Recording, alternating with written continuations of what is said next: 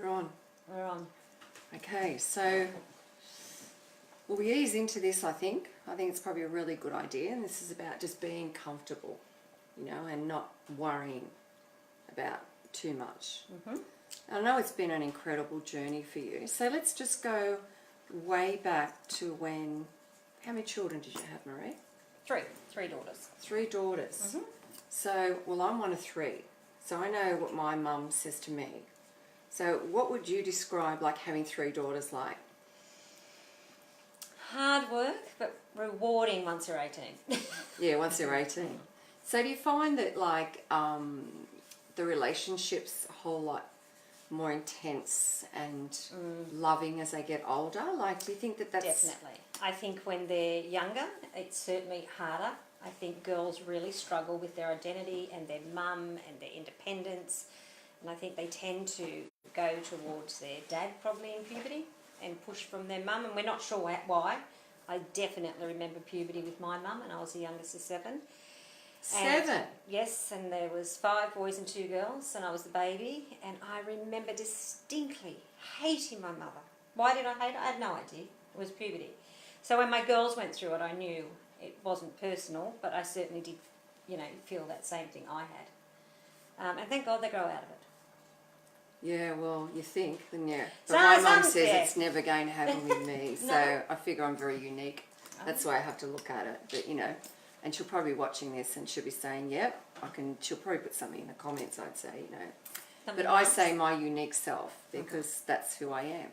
So when the girls were younger, like, and, you know, we're talking about Steph here because you're Steph's mum, and I've been doing this amazing series on Steph and with drug addiction and, you know, all the things that are attached to it. It's just got so many different areas that are attached to it. So when Steph was a young girl, what was she like? Like, Oh, was she different? Beautiful. Yeah. Just quiet and just... At the time, we used to call her our love child. Oh. So, my 2 daughters very close in age. We met 4 years before we had Stephanie, and from the time she came out, she smiled. So, she was that baby that my husband and I would fight in the middle of the night to go to the bassinet because she would always smile. So, you know, she'd walk into a room, light up a room. Wow. So then, okay, so that's the baby stage. Yeah. And then... And spoiled, definitely spoiled her. Yeah. Yeah, and I really felt that you couldn't spoil children. I still believe that you can't. So she definitely was spoilt with loves and kisses and 2 sisters who adored her, and knowing it would be our last, you know, she definitely was the golden child. So it's a very loving environment. for Yes, Steph. yes, yes. So where do you think that it all went wrong? Like in your mind? Well, I often put addiction down to, I think sometimes it's in the family. So Stephanie's dad was an addict. So Stephanie's dad from a young age was addicted to, I think, Beck's. I think in those days it was Beck's and Vincent's. Oh, Vincent's, yeah, the powders. Yeah, so he was Wow. quite, you know, I think the story was he had a nervous breakdown in primary school, and so he did the Vicks and the Becks, and, you know, he sort of ran away from school when he was in 3rd class. So I think that sort of addiction then went into my husband's life with other things. He became addicted to prescription drugs. And I found his addiction quite funny because I remember in the beginning when we were first married, I used to say, you're addicted to milk. He'd drink 6 bottles of milk a day. And then when he didn't drink milk, he'd start on Coke. He wouldn't have a bottle of Coke. He'd have 6 bottles of Coke. Oh, so everything became an addiction. Everything was an addiction. Right. And then it was smoking, and then it was prescription drugs, you know. And I really feel Steph has that gene, and I think that was something I watched for. And I think maybe that's where Steph's addiction probably started. I think it was something that, I don't know if you're born with it, and I don't know the science behind it, but I think she has definitely a strong family history. So with your husband, were you together through that whole like addiction side of things? Yeah. Or, so how long Yeah. were you guys married? Just short of 20 years. So we married at 19. And Paul's addiction started quite young. He had an operation and he got addicted to painkillers. So in those days it was things like Panadine Forte, sleeping tablets. You know, I remember he had a doctor who was a family friend he'd grown up with, who would supply us with needles. I'd give him a needle of, a painkiller. Wow. We'd go to the chemist once a week and we'd get a plastic bag of tablets. No. And when he'd get it, it would be a smile on his face. See, there is something wrong with memory. What did you think about that? Oh, at it was that terrible. time? It was terrible because I lost the man. I met him at high school. He was like a first love. He was a healthy, attractive man. And then I lived with a sick addict. And every time, he would never get better from anything. So every time he'd have an operation, if someone said, "You've got that wrong," Paul would go, "I told you I'm sick, and this is the name of what I've got." And it'd be sort of like a badge, and it'd be, that's why I've got this and that. He used to hide tablets around the house and above the windowsills, above the door sills, on the top of the car tyres. It was just a constant thing that, obviously wrecked the family and the marriage, and, he eventually died at 47. From an addiction with painkillers and stuff. Yeah. Wow, and so how old was Steph then? Steph was maybe 18 or so. So she was willing to her addiction at that stage? Yes, not that I knew. So you didn't have didn't know any Steph's inkling that... addiction. No, Steph was always naughty once she got to high school. She definitely was that rebellious child. Did she find the naughty child? You'd always like to say yes. Was she the naughty child that found the good child? Maybe true. Steph was the one that would whop school. I'd get the phone call and go, "Oh, Steph's not here." And I'd go, "Well, I dropped her off." And then I get the phone call, "Oh, she's been found up the road." So Steph was, that challengeable, hard sort of work one. And I think that was because when her dad and I split up, she was finishing primary school. So by the time she hit high school, things had finished in the marriage, and I think that a lot of children will play mum and dad off each other, and I think that's when she got a taste of freedom, probably. And did she live with you then, or live with her father? Yep, lived with me up until I think about year 11. And she went to live with her father for, I think it was 6 months. So at that stage, you didn't pick up on anything at all with Steph? No. Not drug related, no. Not at all. So you had no idea? No. Did anyone say anything to you, or...? No, nothing. So what sort of caricatures did she have that you would say were unusual for a young person like that you can now look back and say, "Oh, that's why that happened," or "That's why that happened"? No. Is there any of those moments? The only thing I remember is when she did come back from her dad's and she had to change schools. And the school rang me, I think she was in year 12 or year 11, they said, "Steph's not here." And I said, "No, I definitely dropped her at the front gate." And I still remember ringing her mobile and said, "Steph, where are you?" She said, "I'm on the Fernley track having a smoke, Mum. For Christ's sake, get back to school." And I'm like, oh my God, I'm going to kill this child. And I remember hearing these things, that there's a place there at Whitebridge High where kids would go and sit on a tree and have a bomb. And that's my first realisation, wow, she's having marijuana. And that was, God, definitely a worry, because I'm always like, oh my God, you only got to have a wrong puff of that and you can end up in a psych ward. And of course that's me, I always go over the top, sit her down, this is what's going to happen. But that was the first taste that I thought, yeah. So did you talk to Steph about that? Yeah, definitely. And how did that conversation go? Well, I'm going to, I've always been a strict mum, so I'm like, I'm going to start testing you. I buy a packet from the shop to test her. I still remember one night saying to her something silly like, "I think you might be pregnant, you put weight on. I'm just going to have a test to see if you are." And it wasn't that sort of test, it was a test to see if she smoked marijuana. Oh, so what, a saliva test or something? Yeah. Was it, or? No, I can't remember what it was, but I tricked her into thinking it was a pregnancy test. Because I thought she might have been mucking around that way too. Ah. So she took it and it was actually a marijuana test. And I remember turning around going, "Oh my God, you're on marijuana." And Stephanie actually got cranky with me and said, "How deceitful are you, Mum? You told me it was a pregnancy test and it's a marijuana test. You're such a bad person. That is so deceitful." So it was always a minefield. Yeah, the turnaround. It was always a minefield. So, wow. So that was the first time. How old was she then? 17 maybe. 17. So you're thinking marijuana. Yep. And so then it escalated. Yeah, look, the escalation, I think it then went to festivals, I think after she'd left school, and I would notice when she would come back that she was tired or cranky a few days later. I'm like, you're always up front, have you had an eckie or have you had something? No, don't be so silly, I wouldn't do that.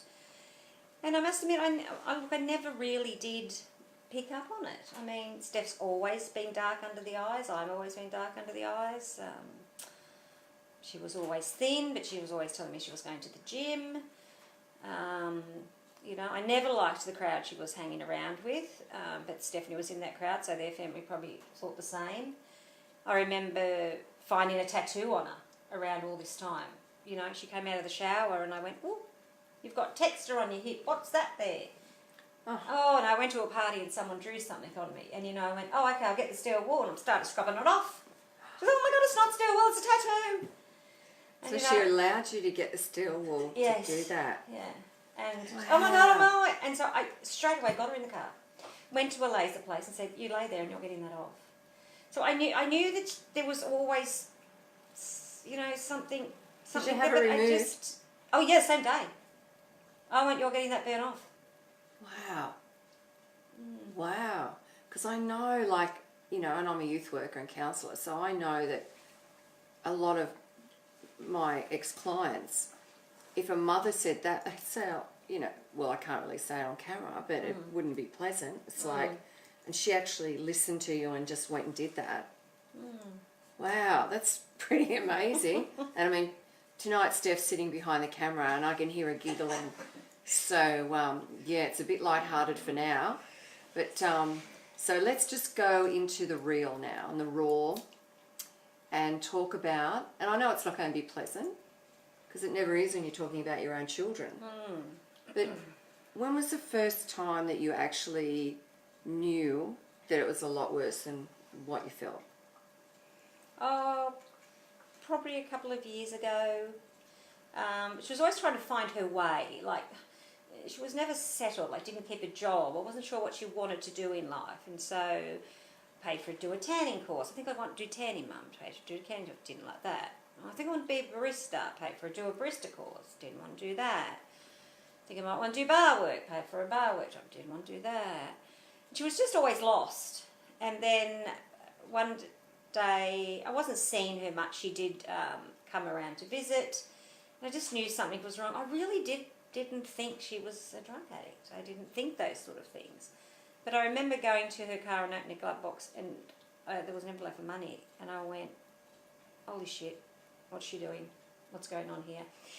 And if Stephanie never introduced me to a friend, that worried me. And she had a friend at the time that I never met. I saw her once. This person was older.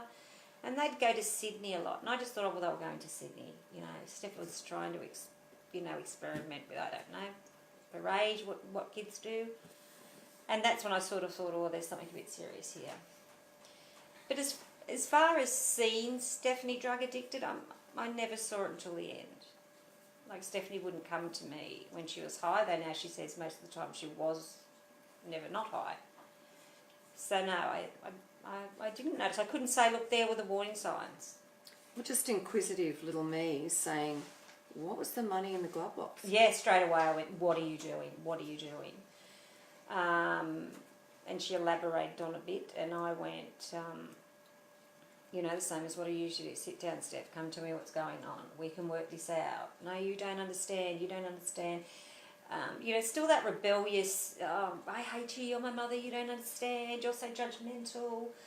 And it was just always that constant battle, that to and fro. I don't like you, I don't respect you, Mum, you don't understand. You didn't come from a divorced family, or it was just, there was always excuses. Did I think she was using drugs every day? No, I didn't. Is that because you weren't aware? Like you seriously were not Yeah, aware? You didn't know what I signs thought, to look, for? maybe she parties on the weekends. Yeah. Like I think a lot of kids do, and a lot of parents don't notice that. I mean, you've only got to go on Facebook and see where they go on festivals. And I thought, maybe that's happening. There was a time when I did find some cylinders under the bed at Wickham, and I remember going, oh my God, what are these? And I can't remember the excuse she gave me, but eventually she did say to me, I went to a festival and Mum, what you do with these is you suck on these and they make you collapse. And I'm like, what? Why do you want to go to a festival and collapse? Do you want to do that? It's just mind-boggling. You just don't understand, you don't know what to say. So you sit on the end of the bed and say, please don't do that again. Like, I love you, please don't do that. Why do you want to do that? Life's never that hard. So, there were incidents like that. So you had a good relationship where you could sit and talk about things like that openly? Yeah, well, we've always been open. Honesty, I suppose, it wasn't coming from Steph. She was always hiding from me. But you didn't know at the time? No. So she did a very good job of hiding that? Yeah. Which I know, hearing from a lot of mums and dads and sisters and brothers and lovers that, that's the one thing that they become really good at because their whole life is a lie. Yeah, and compulsive. And their dad was a very good liar. I mean, you would believe what he said and he believed what he would say. And I look back now and Stephanie had that trait. She would look you in the eye and say, I promise you, Mum, that you will die now. I am not on drugs. So it was very intense. It was very, well, she's not going to say that, is she? So you had that conversation with her? Yes, yeah. That's exactly how it went? Yeah. Like you said, and I promise, Mum, like I've got a daughter who's sick, and it was always like, I promise, Mum, that Rebecca will die with her brain, problems she's got. And I'm like, oh my God, well, she's definitely not on drugs. She would never do that to her sister. Yeah, and so, but that's, I suppose that's where they get. It's making sure, the monkey's off her back. So you were going through and have been going through since the birth of your other daughter with...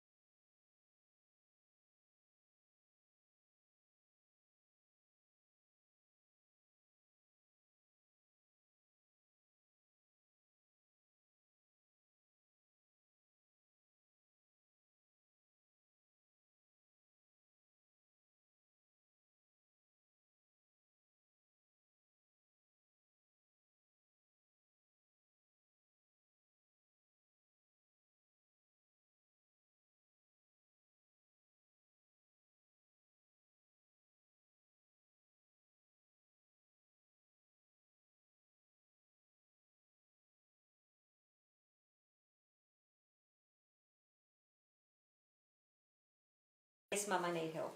I've got a drug problem. At that point, it was a drug problem weekends, which isn't great, but it was the weekend partying.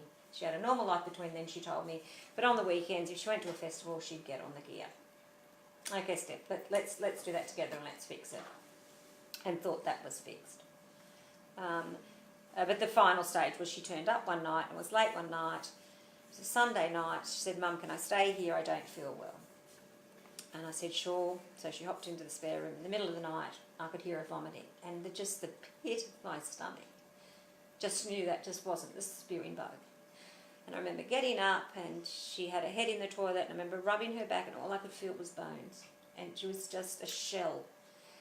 And, popped her back in bed, and that morning I got up, and she was up against the wall in the bed, and she was just a shell of herself. She had black eyes, and she had green skin. And I went, Steph, what are you doing? Come on, Steph. I'm just bloody sick, I've got the flu, you don't understand. And it was just a normal story, and I'm like, I felt like I was going to bury her. She just looked so bad. So anyway, she got up, and she went to go out the door, and I went to the door, and I just said, Steph, I love you. I don't care what you're on. I don't care what you're doing. Just please let me help you. And I was talking to the back of her, and she turned around and she said, I'm on ice. And that was it. We had a hug, and I went, okay, it's okay. You go pack your bags and come home. That was the beginning. So what was the next step for you as a parent to get her help? What was the first thing you did? Because I know there's a lot of mums watching tonight that are going through this, and they're wondering, what do we do next? Well, I work for a doctor service, a different doctor service than I am with now, and I worked with the most amazing doctors, and I had a lot of help, and it was hard. I still couldn't get help for maybe a month. So we went to the Mater, and she got seen by a gentleman at the Mater, and I can't think of his name. But so you go to the mental health team at the hospital? Yep, to emergency. Say, I said, my daughter's on drugs, we need some help. They give you advice, and they say, okay, you've got to get into rehab. You've got to detox, sorry. So you've got to detox first. Well, to get into detox, it's actually easier to get into fucking jail. It is easier to get out of jail. It is so hard to get a child into detox. And I mean, I've got doctors. Why is that? There's just no places. There is no places. And the people who are getting into detox are people who are trying to stay out of jail. Because if they don't detox, they'll lose their child. If they don't detox, they'll lose their job, or they'll lose their license. It's not full of people like Steph who really want to be clean and detox. So what was happening was, no, we haven't got a bed. No, we haven't got a bed. No, we haven't got a bed. I rang everywhere. We rang places and said, I'll pay whatever it is. I'll pay, please. We need her in tonight. Because detoxing an ice addict at home is really hard. So we did that at home. Wow, what was that like? That was like hell on earth. That was horrible. It was horrible. How did you get her to stay in the house when she's going through that? I didn't leave her. We never left her. So I never left her and never trusted her. And she'd say, Mum, you can leave me. No, not a chance in hell, honey. I'm with you. If I'm not with you, my partner will be with you, or if my partner's not with you, your sister will be here. And that really made her angry. There was that time through detox that she was angry. How dare you not trust me? How dare you not believe me? And those 3 weeks or so, looking back, I mean, I'm super lucky. My partner was... Could I cope with it? Yes, she's my blood. She's not his blood. Could I cope with it with someone else's child? God, you'd have to be tough. So I was very lucky. I had support too at the end of the day when Steph would go to bed. That someone would say to me, it's okay, I'm here for you. But yeah, it's hard. Steph would want to go out the front of the car to say hello to someone. I'd have to make sure that person out the front in the car wasn't giving her something. Yeah, you'd be continually thinking about that. All the time. It was like, is someone pulling up now in the night? Are they coming in the window? Are they giving her something? So I started buying drug testing, and I did start drug testing her at home constantly. And how long did it take? I know it's pretty horrific, the first. It was about 3 weeks or so. I think it took at least a month to get Steph into detox. By the time we got her to Belmont Hospital, we had detoxed her at home. And we were lucky there. They were amazing, and said, look, this is a place where normally you have to detox. We can tell you're detoxed. You can go straight to rehab. That drive up to rehab was the longest, worst drive to drop your child off to an institution. It was, you don't get to ring them, you don't get to see them, you don't get to talk to them. Yeah, I wouldn't wish that on my worst enemy. But you got through it, and you got through it as a family. Yeah. And she was willing to do it. Yeah, which was just so brave, so brave. So I guess if they're willing to do it... If they're willing to do it, I just wish the journey was easier for parents. And I understand why parents and children struggle. There's just not enough places out there to detox somewhere when they want to do it. Because when someone says, I want to detox, it's now. It's not in 3 weeks' time. Because, honey, in 3 weeks' time, that person's probably had another go of using. So, look, there's no quick fix, and that's the hardest thing. Is there something that that happened or that you did that you would change? The way that you did it, or? No, I never got off the phone. I sort of think, how do people do it who aren't strong? I mean, I'm lucky in the sense I probably have a lot of strength from my mum, but if you didn't have that strength, you would really give up. You would really want to just lay in a pile and go, I can't do anything. I'm sorry, I can't help you. And you know, that child probably goes back to addiction. Which happens a lot. And you know, and having the right partner and family. I can't imagine not have done it without my partner. I can't imagine her sisters not helping her. They were amazing. The doctors I worked with were just incredible. But yeah, we do have to do something in society to get these kids in ASAP. Not in 4 weeks, not in 6 weeks. We just today. need more places for them to go to. Yeah. And I mean, it's so, you just hear about it so often, you know, ice. What's going on with these young people? And like you say, if you haven't got the place to take them, immediately when you get that opportunity, it may never come again. No.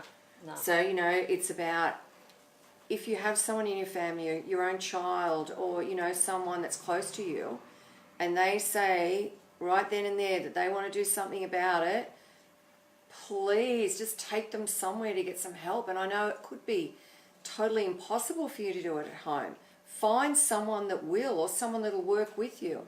And I mean, when you love someone that much, you'll do that. It's disheartening for the patient, I found. Yeah. I mean, I can go, I'm going to lock you up. I'm bloody locking you up. And I had no trouble doing that.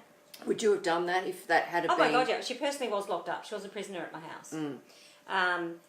But I think they feel disheartened. I mean, every time we'd come back from the mater, I'd go, today's the day. You know, they'd say to me, we'll ring you. Yeah, bullshit, mate. I'm ringing you 4 times a day, and I would ring them 4 times a day, 5 times a day. And please stop ringing. For my viewers out there that are overseas, the mater is a hospital, and it's a mental health facility at our local hospital. Yeah, and does detox. So you go there first, and then you go to detox. And we're full. You know, private health, can you afford a couple of $1,000 to take it to Toronto? I could have and would have, full. So Stephanie has a sister in Sydney, and she rang every single detox place in Sydney and said, please, we will drive her down. Sorry, we're full. Waiting list. Doesn't that tell the government something? That we need more of them? Yeah. Like, come on, everyone. Like, start a page, you know, change.org, and do something about it. Get the numbers, get the people out there to say, let's do something about this. You know, there's someone out there that feels so strongly about this that would start something like that, and just let me know when you're ready to do it. Yeah, it's just an amazing, absolutely amazing journey for a young person. And I mean, I've been so honoured to be able to interview Steph and to hear her story. Like, she is an absolute warrior, and I just think you are too, for supporting her journey as well. And you know, like you say, it was so important for you to have that support, because it's a bloody hard journey, isn't it? And it's hard to talk to people. You know, like I didn't tell my work colleagues. You know, would you have changed that now? Look, to be honest, when Stephanie done her first interview with you, Kelly, there was a part of me that went, oh, why can't my daughter be the drug addicted person that wants to keep it to herself and move on?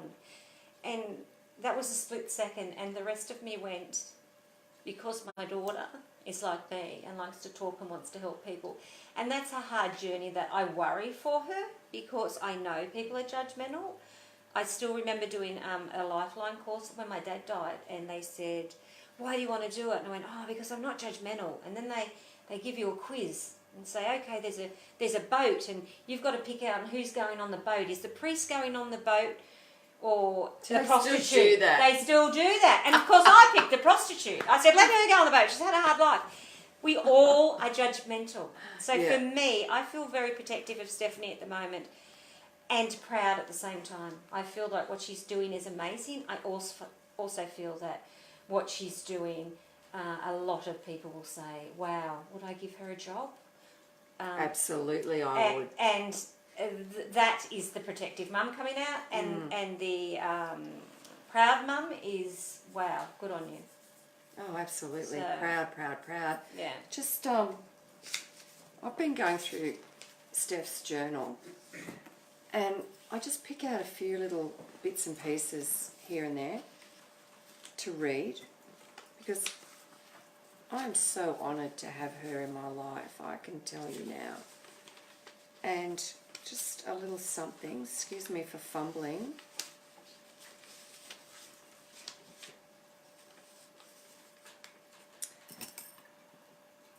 As much as we don't want to look at what our addiction is doing to our loved ones, I believe it's one of the most vital parts of having a successful recovery. I'm sure it's not news to us that we anger and frustrate our family and friends with our repeated broken promise that each time is the last. And during addiction, we become angered and beyond frustrated with the nagging we receive about our drug use. It's all about us, right? Wrong. If we are serious this time about coming clean and getting clean, then hearing what we have done to hurt the ones who watched us slowly drown is certainly necessary. Majority of addicts don't want to hurt their family and friends, so we band-aid with a quick fix from our dealer and turn our phones off and go missing in action. I did this every single time. I thought my dark circled eyes could possibly get more caught out and put on a display of another family dinner and outed. All I was worried about was myself and how it would affect me. Me. I'm not saying that our addiction isn't painful for us too. I mean, we're the ones who find ourselves insanely reliant on a substance or many substances just to get going in the morning and escape our realities. Until writing this book, I still hadn't sat with my people and told them I'm sorry for the things I did to inconvenience their lives and make them concerned for my welfare. I want to make you aware of the destruction our messy lives leave. For others to piece back together, I wanted to reach out and ask 4 beautiful people who were there to carry me when I couldn't carry myself. A sister, a lover, a lifelong friend, and a mother. How I affected their lives. It has been so eye-opening and upsetting to listen with no filter, but I needed to hear these honest words, and so might you. So this is what you said, Marie. A mother. So this is in relation to you. Makes you feel helpless, frightened. I felt like you weren't going to come home one day. There was no relationship in the end. It was exhausting. You were always lying. Skinny, dark eyes, teeth, hair weren't good. You were mentally so angry, nasty, judgmental. Calmer, kinder, honest, found compassion again. No positive outlook. Advice to another mother. Be there, but let them get up themselves. They won't listen until they are ready. Got anything to add to that? Just never give up. That's Just never give up. That's definitely it, isn't it? And it is that time when they're not listening, and they might be calling you every name under the sun or saying it's your problem, to just go, I love you. I love you. It's okay. It doesn't matter. It's okay if you're cranky with me and you think it's my fault. I love you. You're mine. You're my baby. I used to always go, you're my baby. I love you, Steph. It's just don't give up. That's it, and don't give up, no matter what. Because, in life, there's so many things that can come and confront us with situations that we just think we just can't get out of it. Yeah.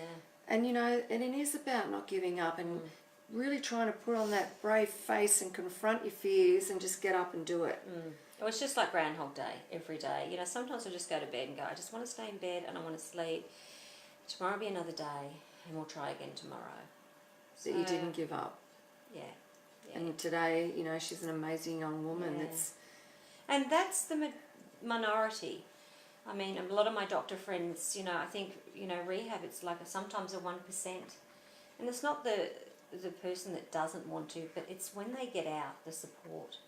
By the time a lot of burnt bridges and their families aren't there, they're sleeping rough, like we've just found with the young girl who was found dead. I feel so bad for those parents. I do remember Steph sleeping in her car once, and that night someone had been murdered where I knew I was living, and I rang her straight away to make sure it was her. And for me, it was knowing that someone had been killed that wasn't Steph, that I went, okay, you can come home now. But prior to that, I'm like, no, you're not going to come home because of this, this, and this. Do you think that's a really good thing, is just to be tough, like that tough love? I do think you've got to be tough, and I think they've got to help themselves. I think you've got to get to the bottom to get up. And when they're not as much as you don't want them at the bottom, if they're not there, look, you can talk yourself blue in the face. And I think the only thing to say is, I love you. It doesn't matter what, it doesn't matter when. You knock on that door, it's 2 a.m. I don't care if you are off your chops, if you are 100 miles away, I will get in that car and I will pick you up. Don't be that person that takes the tablet and is too scared to ring mum. Ring mum. I will come there. That's you won't really be in good trouble. advice. You won't be in trouble. Yeah. I mean, I say the same thing to my kids, and they're like older adults now. And, it's about, don't walk home. Don't try and flag someone down to give you a lift and, ring me, I'll get up. And I mean, I've got up at some ungodly hours, I tell you what, to pick my kids up because I want to know they're safe. Yeah. So it doesn't matter to me that you ring me at 4 o'clock in the morning and you're sitting in the gutter with a palm tree, Jai man, and a pink shirt on. That doesn't matter. And wants to put the palm tree up through the sunroof and go through McDonald's. That doesn't matter because I know you're safe. And it's good to chuckle about little things like that. Because there's so many kids who are too scared, and they have that persona they have to be to their parents. I'm good at school, and oh my God, if my parents knew that I took an eckie at that party. They're the kids I worry about because they're the ones who probably won't tell anyone when they're in trouble. Yeah, and they can't feel comfortable enough with their parents. Comfortable. Yeah. And I mean, you've got, that's, like, that's what it's all about. You've got to have that situation where you can talk to people. Okay, well, if you can't talk to your parents, what about your sister or your brother or your best friend or your next door neighbour or the girl across the road or the girl you go to school with or the girl you go here or the guy that picks you up for work in the morning? Like, you've got to feel comfortable to talk to someone and have that connection because it's so important to release that information and to get help. And Marie, like, it's been really wonderful speaking with you, and I can relate to a lot of this stuff too. And I know in life that there's so many people out there watching tonight's show that have been through what you've been through or just starting that journey. They're not at the end, they're at the beginning of that journey. And each week I ask my guests to give a little message of hope to that particular person. So if you can look down the camera now, and a little message of hope to that particular person that's now sitting at home and maybe they're just starting that journey as a parent. What advice, or not advice, what would be the message of hope that you would give that person? I still remember looking in Steph's eyes when she was in the midst for addiction, and I would say to her, where's that Steph, where's that sparkle in those beautiful blue eyes? It was gone. But I wouldn't say that to her. I'd go, you're still there, you're still mine, I'm never going to give up on you. And I think you've always got to say to them, it doesn't matter what you do, even if you know you're going to get, they're not going to listen today, they're going to go out, you know what they're going to do. It doesn't matter.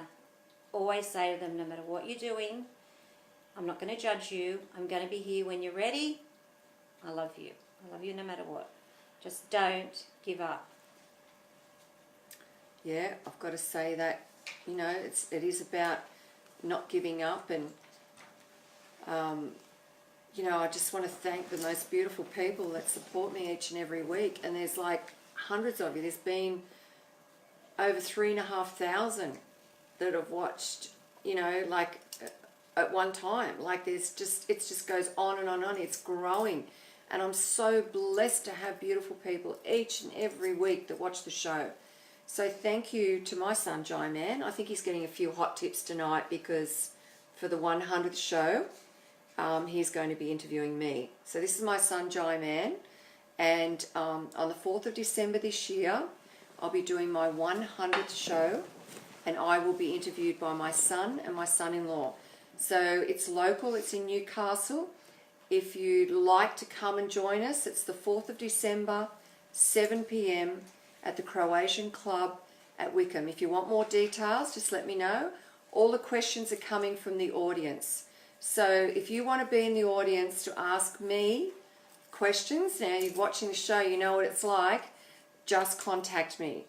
Or, you know, some way, email, whatever, you know, to go on my website, on thecouchwithkelly.com, YouTube, on The Couch with Kelly, Facebook, on The Couch with Kelly. So let me run through some of these names. Thank you, Jai Man. Thank you, Paul Corney. Thank you, Chris Rourke, who's just got back from her big climb overseas. What an amazing woman she is. I can't wait to interview Chris. Brendan Patterson, thank you. Gabby Redman, Lisa, Beck Patterson, and we've got Debbie O'Donoghue. Thank you, Debbie. Philip Stair, thank you, Philip. Alana Jack, thank you so much. Peter Egan Lee, thank you. Lisa Haynes, thank you. Now I'll be interviewing Lisa in a couple of weeks' time. That's a beautiful story too. Michelle Wilcox, thank you. Karina Lucis, Kim Price, and Natalie Hewitt, Kelly Kane. Thank you, Kelly. Colleen Dandelion, thank you so much, Colleen. Like, you're an amazing woman, and no matter what, I'm saying to you directly right here and now, Colleen, no matter what, do not give up. I'm saying that to you from my heart. Sharon Sharp, Rob Rosewarm, Nicole Pilgrim, Jen Roller, Ian Edwards, Rowena Barry, Kelly Screen, Monica Gilbert, thank you. Denise Martin, thank you so much, Denise. Sending you kisses. Louise Walker, Marie Johnson, and Steph Patterson behind the scenes here tonight. That's her thumb. So looking forward to your the rest of your series very soon, and I guess it's goodbye from us, and know that no matter what in life, do not give up, and make sure you just go and tell someone and get some help. So it's a thumbs up from us, and know that you're going to be okay, right, Marie? Thumbs